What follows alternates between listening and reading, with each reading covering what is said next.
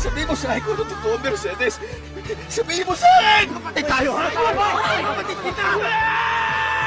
Sumugod naman sila Mang Estong at Grace sa presinto, kung saan hinarap sila ni Director General Ulysses na nagpasalamat pa siya dahil sila na mismo ang pumunta sa opisina nila, kaya pinadali nila yung trabaho nito dahil ipatatawag na din sana siya for questioning, kaya nagulat ang matanda. Giniit ni Grace na andoon sila para umapila, na agad namang sinabi ni Mang Estong na patong-patong na kaso na ang binibintang nila sa anak niya, na agad namang sinumbat ni Grace na parang walang investigasyon na tamang dumaan sa proseso. Pinaalala naman sa kanila ni Director Ulysses na pugante si Moises dahil tumakas sa kulungan, tapos involved na rin ito sa pagkidnap sa vice-presidente. Nang aalis na ang mag-ama ay nutusan ni Ulysses ang tauhan niya na pigilan silang umalis dahil hindi sila pwedeng umalis hanggang hindi sila magbibigay ng statement dahil naka-assign na siya ng tao niya para sa questioning nila, pero palabang sinabi ng matanda na pati sila ay ipitin na din nila, na agad namang sinumbat ni Ulysses na kailangan siyang tanungin dahil baka may kinalaman din siya sa pagkawala ng vice-presidente, pero nanindigan naman si Mang Estong na wala silang kinalaman doon. Sabay hinila niya si Grace na sinubukan pa siyang pigilan nang saktong lumapit kay Ulysses yung isang pulis para ipaalam na ligtas na ang vice-presidente.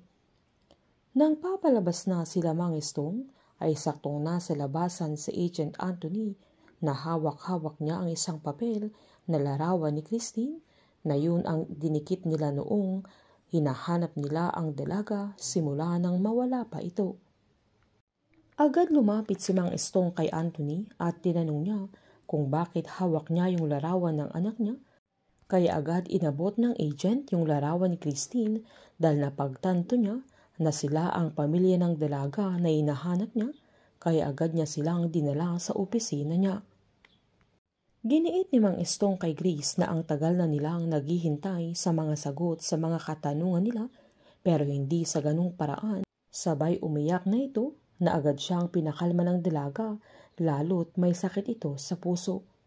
Sinaan pa ni Grace na posibleng nagkamali lang sila sa pag-iimbestiga, kaya agad namang nilabas ni Agent Anthony yung hikaw, sabay tinanong niya kung kabisado nila yung hikaw na yun.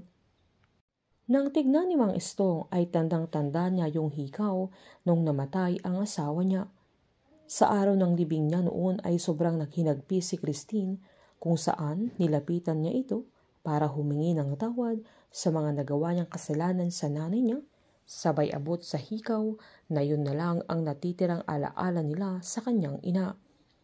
Humagulgol ang mag-ama nang makumpirma nila na matagal na palang patay si Christine, kaya bigo sila sa pangarap nilang makakasama pa nila ang dalaga. Agad dinala ni Agent Anthony ang mag-ama sa labi ni Christine para makuha na nila ito at magbigyan ng disenteng lamay. Kahit anong pigil nila Jaime at Mercedes ay magaganap pa rin ang big revelation, kung saan malalaman na ni Rafael na si Mercedes ang mismong pumatay sa dalaga at si Jaime ang nagpalibing nito, at malalaman na din niya na si Moises ang nawawala nilang anak, na magwawala naman si Justine sa sandaling malalaman niyang kapatid niya si Moises. Painit ng painit ang mga tagpo, sabay-sabay po nating subaybayan ang advance episode ng Pamilya Sagrado dito lamang po sa aking channel. Patuloy lamang po manood at mag-subscribe para ma-update po kayo sa mga susunod na episode. Marami pong salamat.